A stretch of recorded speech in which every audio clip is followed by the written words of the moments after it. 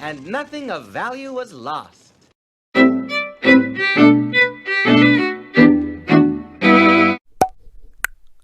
So, 2020 sucked, am I right? Well, there are some saving graces from this year. Tell me, what were they? There's Hamilton and no other examples. Okay, yeah, but there's a few more, including movies, which is why I'm making this video. I decided to do something kind of different from everyone else, and that's ranking all the 2020 movies I've watched. So there aren't really any rules to this list, just as long as all the movies on this list have been officially released in the US in 2020 for me to watch. I've included 2 non-2020 movies on this list because they're just really good and I want to talk about them. And I haven't seen every single movie this year, let alone the blockbusters, so I'm sorry if your favorite isn't on this list.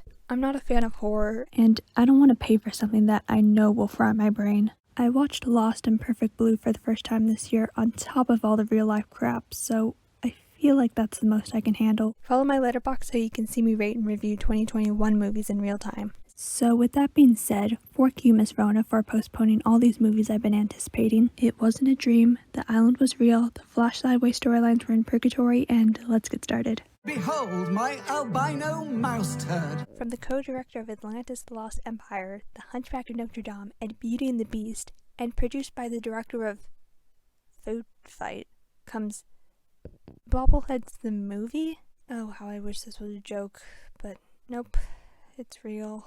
It's so very real. And yes, their heads move like that for the entire movie. It started driving me mad 2 seconds after they came on screen. In fact, this entire movie just boggles my mind. It has the audacity to use the dolly zoom like 4 or 5 times. And for some reason, this movie has something against electronic screens. Whenever a character is playing video games or watching a movie or something, they almost never show the screen. Bobbleheads the Movie is not even an hour and a half long, yet it feels as long as Titanic. Sure, Titanic is over 3 hours long and is emotionally wrecking, but at least it's entertaining.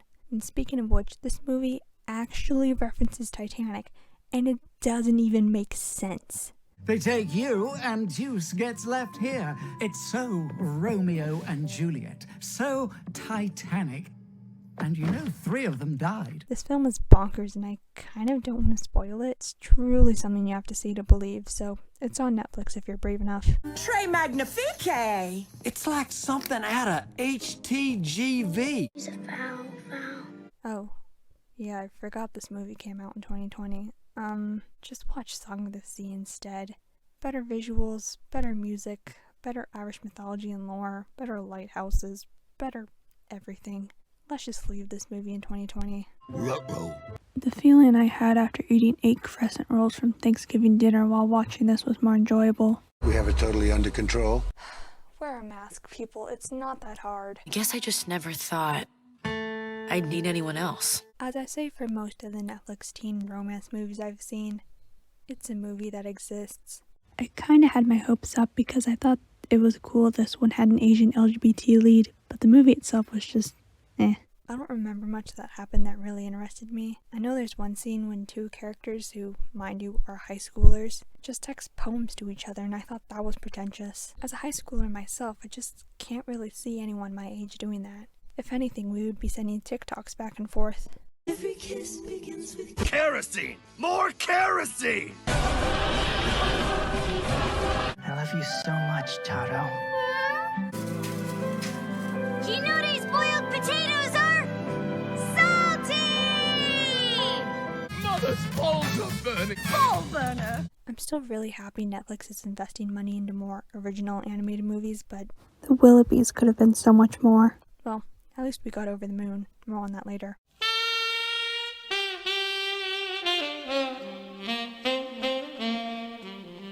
This was actually the last movie I watched in 2020, and maybe it could have been more of a bang, but the movie itself is still pretty good. The pacing was slow here and there, and the movie had another 15 minutes after the climax, which was just weird.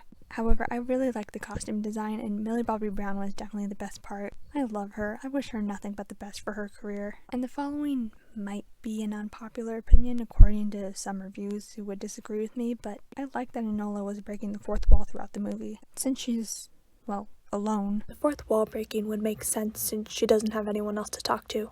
Am I reading too much into this, or was that intentional? Well, I still liked the movie, even if I couldn't take the name Tewksbury seriously. I'm sorry, what?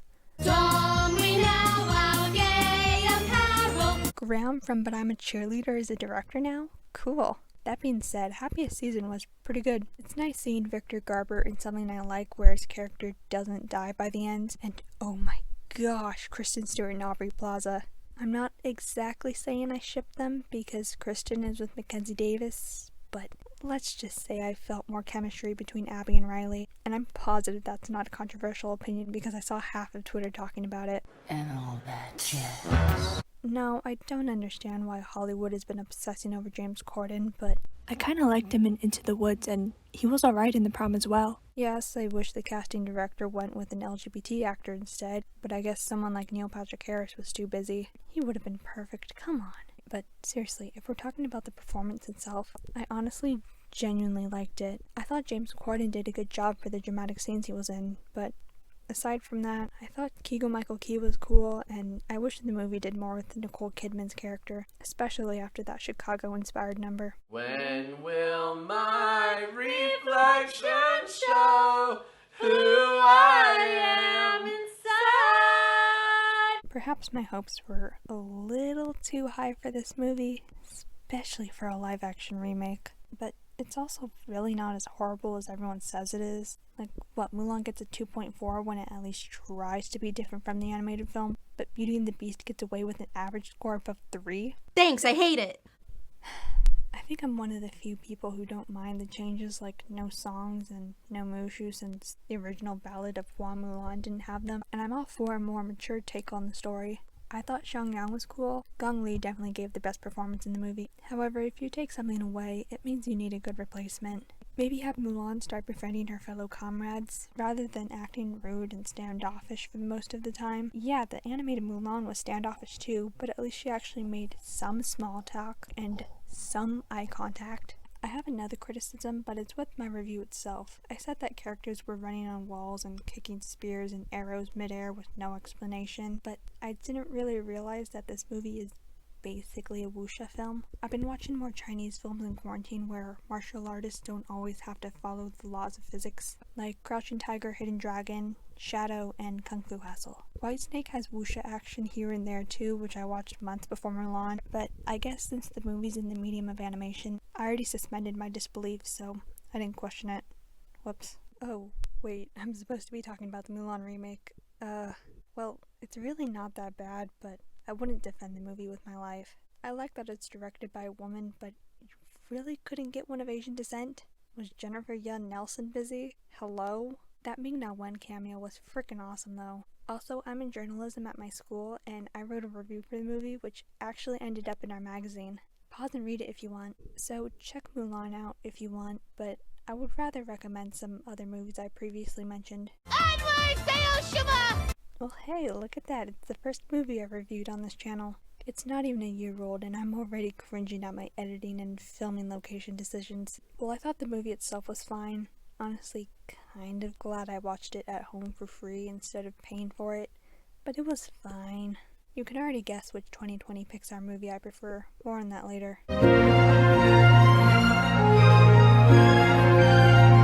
For a Netflix teen romance movie, I'm surprised this flew under the radar. I mean, it kind of did, right? I don't remember seeing a lot, if any, people online talking about it, but I actually kinda liked it.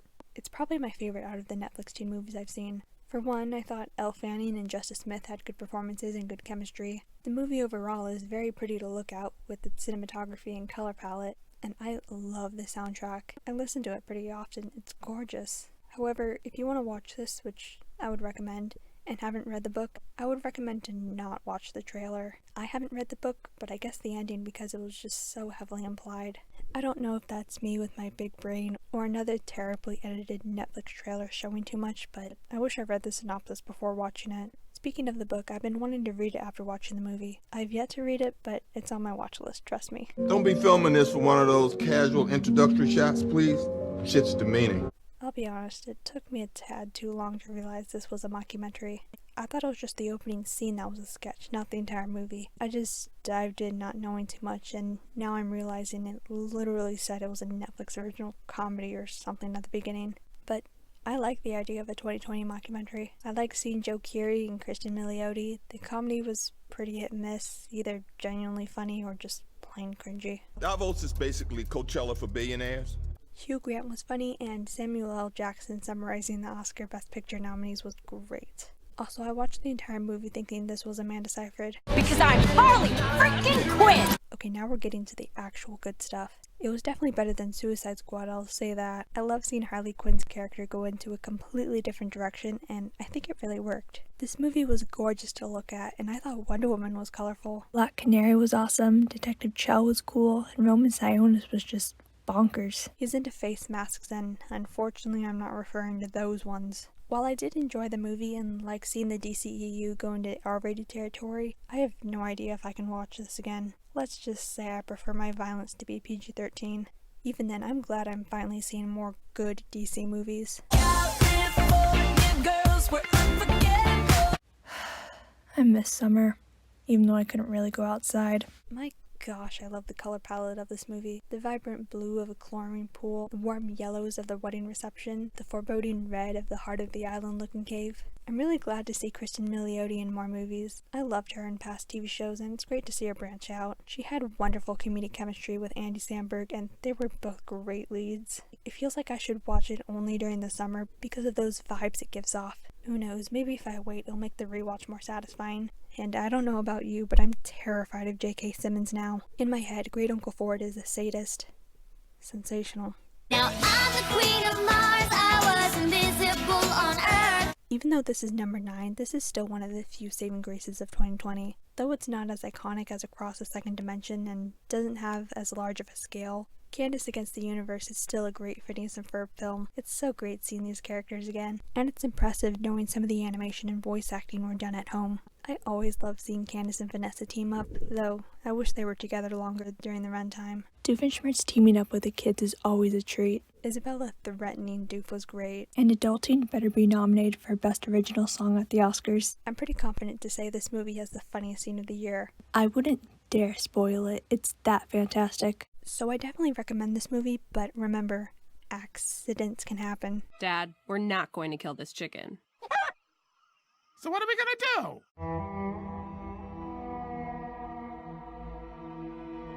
I wished I could put this in the number 1 spot and prove all the naysayers wrong. I was waiting for this movie for 3.5 years, and now I'm starting to learn the hard way that I shouldn't hold upcoming movies, especially follow-ups, to an unrealistically high standard.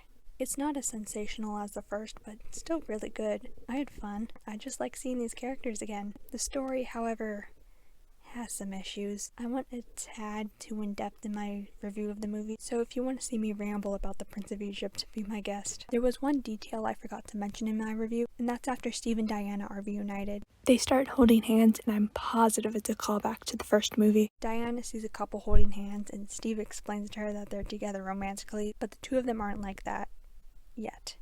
I didn't notice it until my second viewing, and I thought it was so sweet. Wait, hang on, am I the only person who misses Steve's secretary and reinforcements? I'm sure most, if not all of them, are either dead or living their last days in 84. I don't even know how you could write them into the story, but it sucks not to see them fight alongside Steve and Diana or bring their own humor. Where do you think you're going? But in conclusion, yes, I have my issues with this movie, but it's not the dumpster fire everyone on YouTube is making it out to be, and it really doesn't deserve these Spider-Man 3 levels of hate. Sue me. My first girlfriend turned into the moon. That's rough, buddy. A reference so great I used it twice. Oh, wait. Thrice. Yeah, this is my favorite 2020 animated Netflix movie. I love that we have another animated film taking place in China and being about their mythology. I can't wait to see what Donghua has in store this decade, either solely produced in China or a collaboration with a major animation studio. Over the Moon is kinda sorta Donghua, since the Chinese animation studio Pearl collabed with Netflix to create this film. It's directed by the legendary Disney animator Glenn Keane, and I thought he did a great job for his directorial debut, though it kind of suffers from some Disney formula elements, such as having your typical comedic sidekicks. There were so many of them for some reason. I think I counted 8 in my review. Jeez. As a musical, I think it's really good. Ultra Luminary is by far my favorite, and I think my point about it being the best animated scene from 2020 still holds up. Just look at it. Chana is so iconic. I absolutely love her. I love her character design. She always looks so great. She's a scene stealer.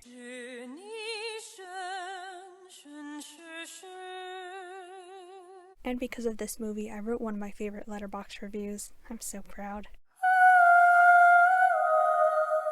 I know it's not a movie, but it's a super great docuseries, and if I can review it on Letterboxd, then I'm going to talk about it. I need to stop mentioning Letterboxd so often. Oh my gosh. I'll be honest, when I first heard about the series at D23 in 2019, I was expecting 10 to 15 minute long episodes that would focus on the voice cast, and maybe surface level stuff about the animation and music. What I got were 30 to 40 minute episodes going incredibly deep in the production. It was amazing to see so many recognizable faces and names in this, since I love researching the history of Disney animation. It was also amazing to see faces and names of crew members I didn't recognize, like animators, sound designers, riggers, and effects supervisors. I love that they all had their own time to shine and show their craft. I was surprised by how transparent this doc was. I haven't seen this much talk about production troubles and things in jeopardy of being scrapped since the Sweat Box. I can't believe how much trouble the crew had with Show Yourself.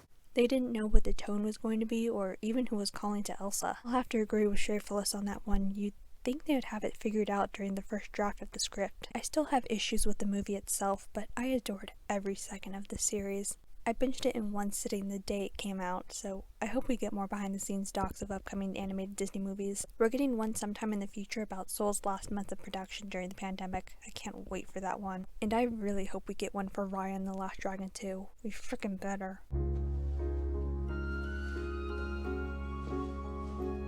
Howard came out in 2018, was shown in film festivals here and there, then released to the public on Disney Plus 2 years later. I have no idea why Disney didn't drop it earlier, but I'm so happy they finally did. The subtitle of my review really said it best. It's an incredible documentary about an incredible man. Admittedly, I wish we saw more of Ashman's time at Disney since I really enjoyed what we saw, but it didn't feel like enough. But, oh well. Don Hahn was a great producer for some of the 90s and 2000s animated Disney films, and he's a great documentarian as well. I think I prefer Waking Sleeping Beauty over Howard. That year, we were beat out at the box office by the Care Bears movie. But if I do, Howard is an ever so close second. I still get emotional whenever I think about that ending. I would love to see Don Hahn direct more Disney docs in the future. He's great.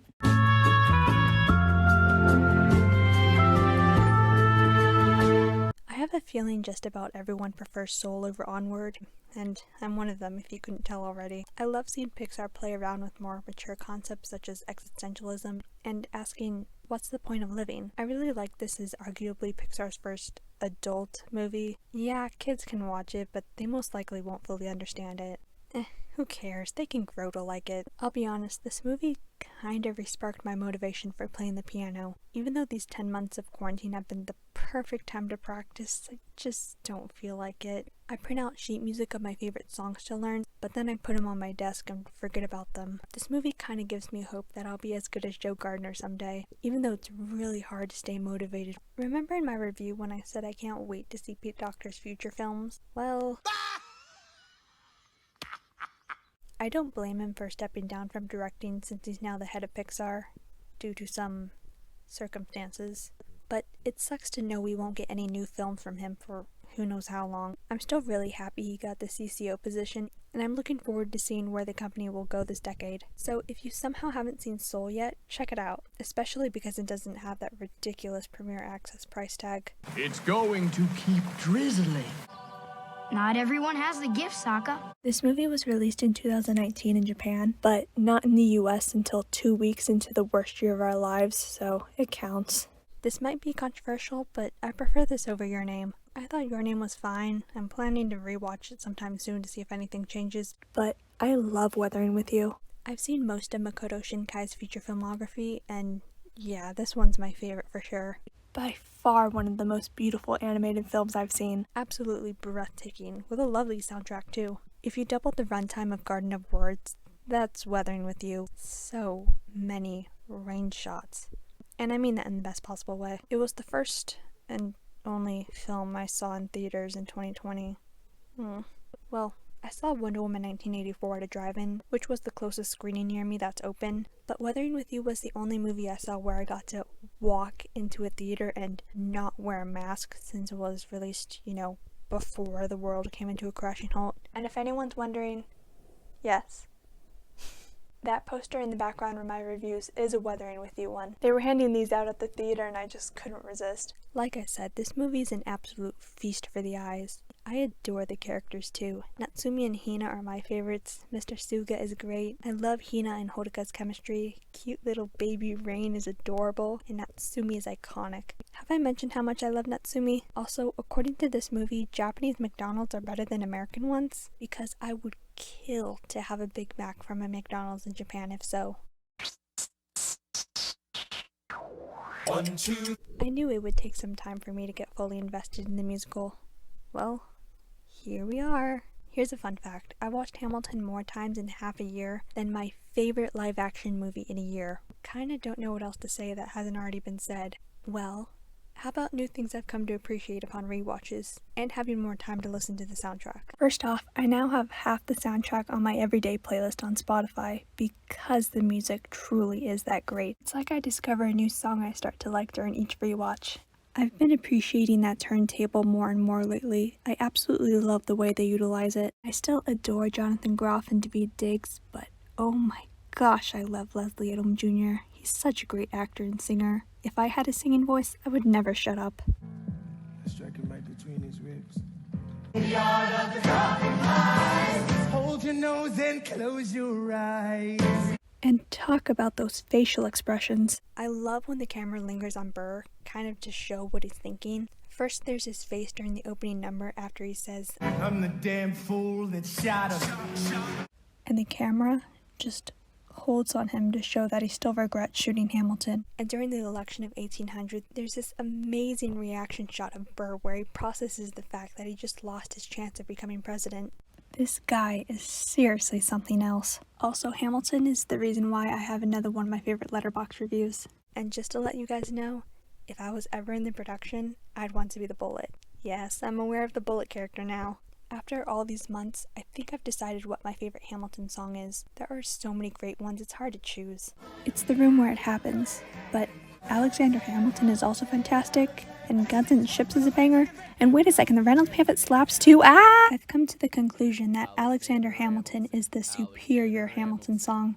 I will not be taking any questions at this time. Thank you. 2020 has revolutionized film distribution and maybe even Broadway productions becoming more accessible for the general audience. Hamilton was a smash hit for Disney, so this better mean we get more of these pro shots. We might get one of Aladdin this spring? I sure hope so. Still waiting on one for Hunchback Disney. He missed. Oh my god! Missed his mark. Sorry, I saw somebody in the audience I knew. I was trying to say hi. I should have waited until after the show. On all levels except physical, I am a wolf. It was really hard to decide if Wolfwalkers or Hamilton would be number one, but if given the choice to watch either, I think I would choose Wolfwalkers. I don't want to pass up the opportunity to support high-quality indie animation anyway. Personally, Wolfwalkers isn't quite as sensational as Song of the Sea, but still really great. I adore the visuals and color palette, and Robin is such a great lead character. If you're watching this and haven't seen Wolfwalkers, please, I beg of you, get Apple TV+.